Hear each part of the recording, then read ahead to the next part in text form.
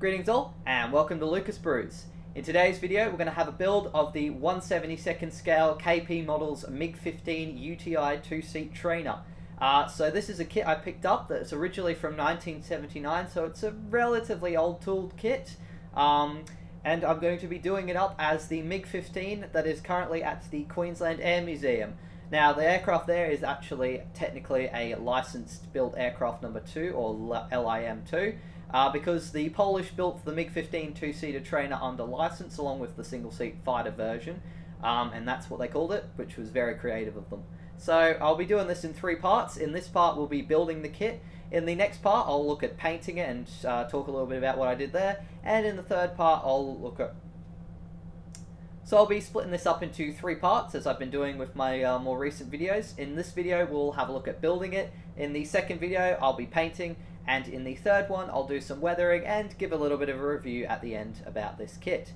So without further ado, let's get into it. The somewhat battered box contained 5 sprues, 4 of them in grey and 1 clear, which all received a wash in some warm soapy water, some rather yellow decals, and quite frankly some of the most useless instructions I've ever seen in my entire life. Fortunately, however, this is a pretty simple kit, and I'd seen a Mig-15 before, so how hard could it be? I began by removing the fuselage and the wings from their sprues. I made the decision to try and convert the raised detail into recessed panel lines by using a scriber. This was my first ever foray into scribing panel lines, so I made quite a few mistakes. The main one being trying to do the panel lines in one go rather than trying to build up the panels slowly. You can see I made some pretty heavy marks, and every now and again my grip on the scriber was not very good and it slipped, causing some imperfections, and the lines weren't very nice and clean. Fortunately though, it was a Soviet aircraft, so I felt I could get away with it. However, I am going to be practicing some scribing and trying to get a lot better. I decided to keep the raised rivets, which I know a lot of people are not a fan of, but it fitted with the MiG's rather Spartan character, and when you look at the real aircraft, there are actually quite a few rivets that are raised up.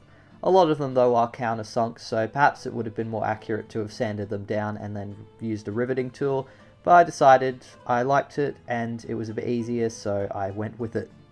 There was a lot of flashing that also had to be removed on this kit, so I had to use both a file and a knife at some points to remove it, especially around the engine air intake and the fuselage sides.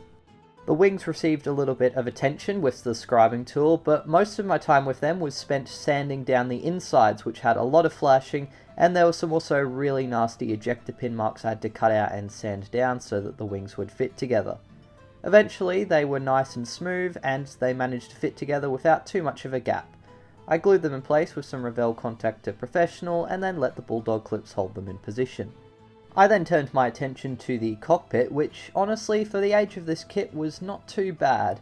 It wasn't as good as some of the more modern Airfix kits, but at least there was some nice details, including a seat, a relatively basic joystick, and some decent raised details on the cockpit panel and the sidewalls. The engine air intake, however, was not so great, being completely covered by plastic, so I made the decision to cut it away and then use a knife to smoothen down the sides. I then built a small bulkhead out of polystyrene and glued it into place so that the back of the engine would be covered and I could paint it black, but it was still a lot more depth than the original kit. I painted the cockpit floor and sidewalls XF24 dark grey. I deliberated for quite a while on what colour to do the cockpit. Based on the limited photos I could get of our MiG, it was a dark grey. However, I could find other reference aircraft that had a lighter grey colour on the upper parts of the cockpit walls, so I decided to go with this scheme. For the lighter grey, I went with XF80 Royal Light Grey from Tamiya, and after it had dried, I painted the forward air intake flat black to help make it look darker. I also used flat black on the main instrument panels and to paint the seat cushions and the control sticks.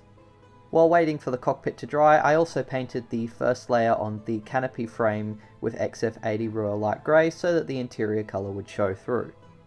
I did a couple of layers of the XF80 because it was such a light colour, and also the dark grey to help make it more solid, before then painting another layer of black with finer details with a smaller brush, and then I moved on to painting the details on the instrument panel.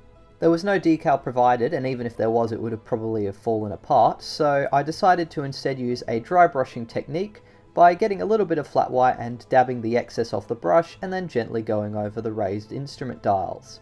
There was some further raised details on the side walls, so I used various colours such as red, flat black, and also a bit of white and some silver to slowly paint the details individually by hand with a fine brush.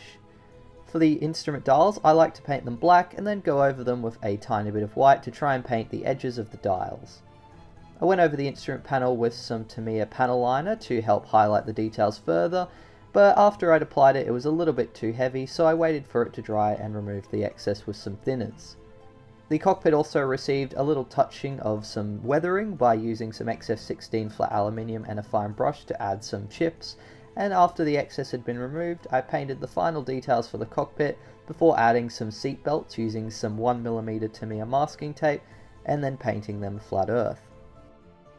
Once the seat belts had been painted, I then glued the instrument panel into place, but before gluing the cockpit into the fuselage, I decided to glue the wings to each fuselage half so that I could make sure it would fit with the wing roots in place.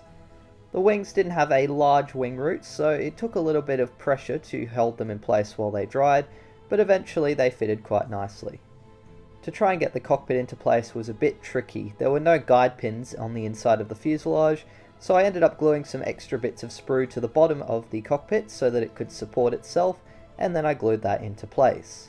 At this stage, I also added a fishing weight sinker and painted it black into the engine air intake so that there would be enough weight in the nose and my MiG wouldn't be sitting on its tail. And once I was positive that all the excess flash had been removed, I then glued the two fuselage halves together and held them in place using some masking tape and a bulldog clip. I then moved on to cleaning up the elevators of their flash using, my hands to snap the excess off and then some sanding paper to remove the finer stuff, and then I glued them to the tail. The fit of the fuselage halves and the elevators was overall pretty good, and after waiting about 10 hours or so for the fuselage halves to fully dry together, I then removed the excess masking tape and moved on to adding the smaller parts such as the undercarriage. First I cut out the parts and spent a fair bit of time using both a knife and also a sanding stick to remove the excess flash and a lot of the imperfections, especially on the tyres and the landing gear struts.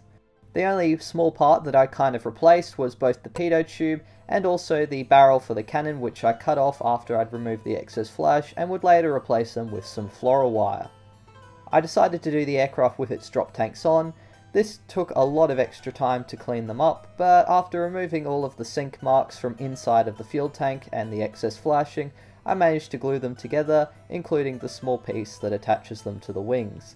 Eagle-eyed viewers might also notice a fly started to bother me at this point, but it is Australia and we have a lot of them.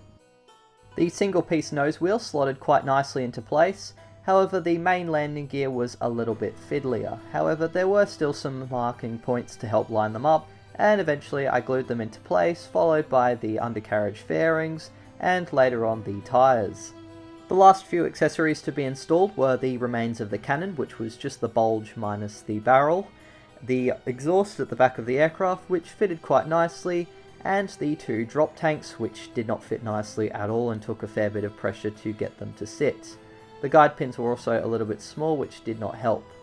Eventually though, I managed to get the drop tanks into position, and then I used a little bit of Vallejo water-based putty and a cocktail stick to apply some putty into the gaps where the fuselage halves met, and also on some of the other areas where there were imperfections, including the spots where I'd accidentally made mistakes with the scribing tool. The rather temperamental drop tanks also required a fair bit of putty along their seam line, and after the putty had dried for about 24 hours and the excess had been sanded away, it was time for a little bit of painting, which is what we'll be covering in the next video. Thank you very much for having a little watch of this one. I do hope you enjoyed it, and until the next video, model on!